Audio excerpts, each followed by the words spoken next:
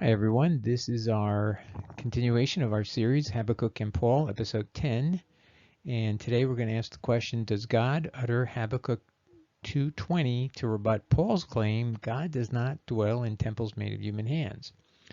And this continues our series, our overall series about videos that are designed to fulfill what Jesus told us. Beware of false prophets who come to you in sheep's clothing, but inwardly are ravening wolves. And he basically tells us to use their fruit to test them, whether they should be in the Bible. Okay, last time we proved up that Paul was loaded up on pledges, one of the 11th element of the 11 characteristics in verses 4, 5, and 6 of Habakkuk. And we did that by proving he made 4 verbal solemn statements of truth. And he's very well known for doing that. So that's resolved. We got that 11 for 11 done. And I always wanted to look at factor 20, whether it applied, which is where God says, I'm living in my temple and all the earth should be, I'm dwelling in my temple and all the earth should be silent. We'll see that in a minute. So today we're going to look at verse 20 and we'll look at whether it was intended to apply also to Paul. Again, there is a prophecy in the book of Habakkuk. Many people who just see Paul quoting Habakkuk 2 verse 4, they think there's no prophecy and they don't understand. Paul took out of context that verse and it was part of a prophecy. And we're going to talk about that next episode in more depth. But if you want to take a look at verses 2 and 3, it's clearly a prophecy being set up. And we determined earlier that we can find in verses 4 and 5 a total of 9 elements that are very highly specific. And we showed they all apply to Paul. And that there were 2 more elements in verse 6 about him. So it's another continuation of the prophecy. And someone who in number 10 increases that which is not his and also loads himself with many pledges. So we've established 11 characteristics, 11 out of 11 all apply to Paul. This is one of the most extraordinarily detailed prophecies with so many characteristics, but you will find out there's the conclusive characteristic is the actual verse that Paul quotes twice, and we're going to look at that next time in more depth to show you how that conclusively proves this is only about Paul and not somebody else. And I'll remove the mystery. Is it had to be a human being who could have values of either faithfulness or faith, probably is faithfulness, that would is how the righteous would live. That can't be about a Chaldean country. It had to be about a human being who can have a psyche that's both evil, terribly evil, and does all these horrible things, but still could have a faithfulness or a zeal or maybe some beliefs that were true. That would not be true of a country called Chaldea.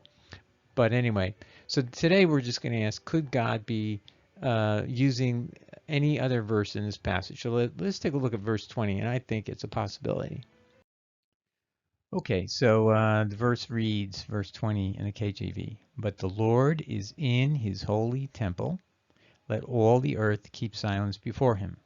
So what's obvious is this is on earth, not in heaven, because he's in his holy temple, and the earth has to be silent. When he's in heaven, there's no implication that we human beings would be silent for God just being in heaven. So this is God saying, I'm going to be present with these people, and I'm dwelling on earth.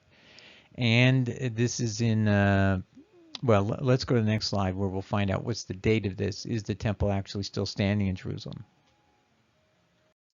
Okay, so Wikipedia helps us here. It says the prophet Habakkuk is generally believed to have written his book in the mid to late 7th century BC, not long before the Babylonian siege and capture of Jerusalem in 586 BC. So he's living in Jerusalem. There's been a deportation, 2 of them prior to 586 BC, where the Jews have been taken out of Israel and brought to Babylon. When they come back, and on 586 they want to actually leave nothing, for no reason to come back for anybody. They destroy the city and they burn the temple.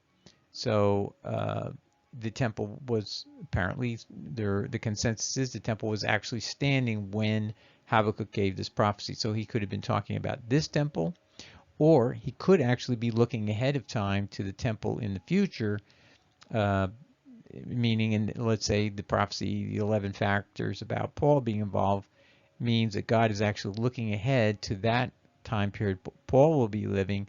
That temple will be in operation at least another, 10, 15, 20 years. Well, Paul's career begins around 34 AD as a quote Christian, and it only took another 36 years for the temple to be in a state where it was destroyed by the Romans. So it could be that God is actually giving this as sort of a prophecy of that time.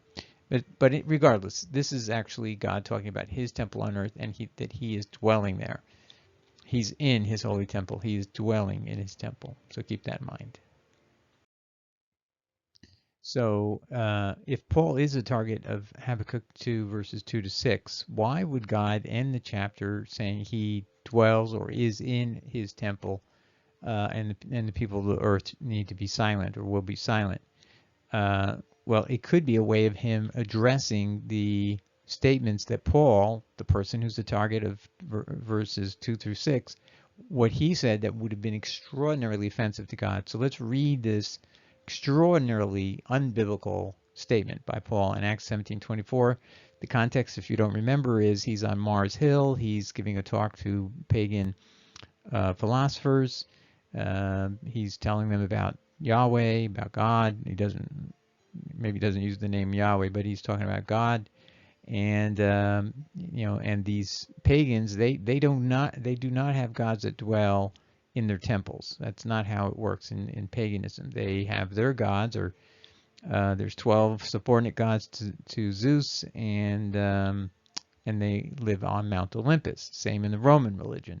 So they don't understand this concept of God dwelling in a temple at all. So Paul actually affirms God in a way that is exactly the way their gods are. And he says, God that made the world and all things therein, seeing that he is Lord of heaven and earth, dwells not in temples made with hands. That's the religion these guys have, but that's not the religion of the Bible, right? It's the opposite. God dwells in the temple, and it's a temple made of human hands. And just to help those who aren't familiar with how the Bible talks about the temple being the dwelling place of God and so on, I just thought it would help all of you, to see Jesus referring to the temple opposite the way Paul sees it. So Paul on the left in Acts 17:24 says, the Lord of heaven dwells not in temples. On the right, in Matthew 23:21, Jesus says, when you swear by the temple, you swear by it and by the one, Yahweh, who dwells in it. So Yahweh dwells in the temple. Paul says he does not dwell in the temple. Jesus refers to the temple of Jerusalem as made with hands. Paul says God does not, on the left, dwells not in temples made with hands. Completely opposite viewpoints. Jesus and Paul are completely contradictory here. And if you thought there was any ambiguity, the Greek of the word with hands is karapoietois at the bottom there on the left underneath the citation of the Acts. It's the same word, identical word in Mark 14 verse 58, karapoietoin, just simply changed by case, but otherwise it's the very same word. So this is a crystal clear contradiction.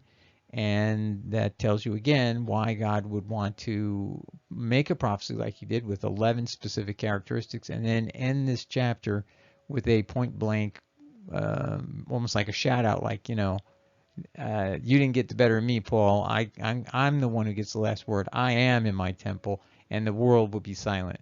This is how I imagine why God put it in there, to answer and rebut Paul.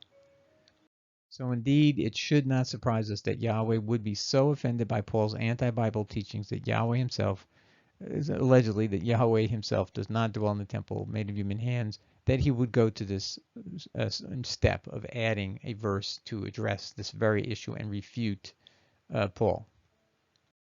Okay, in the next episode, we will examine how Habakkuk 2 verses 4's use of his, the righteous, or Paul, it's sometimes translated as the just, the righteous or just shall live by his faith not their own faith, the faith of this evil person.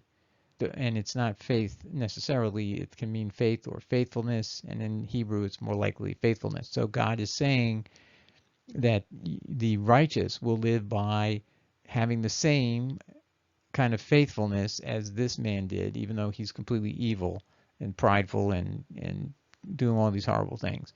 So we'll see how that works, and that will disprove the Chaldean theory that everybody else or most scholars are saying, oh, this is just a fulfillment of the Chaldeans, although it doesn't fit them in many other ways, but this is where it doesn't fit them at all.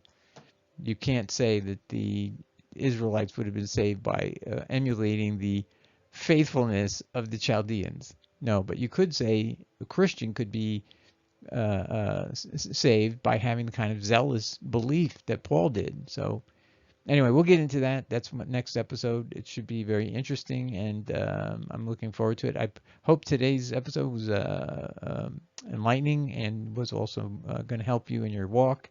And I hope everyone has a great day, and God bless. Take care.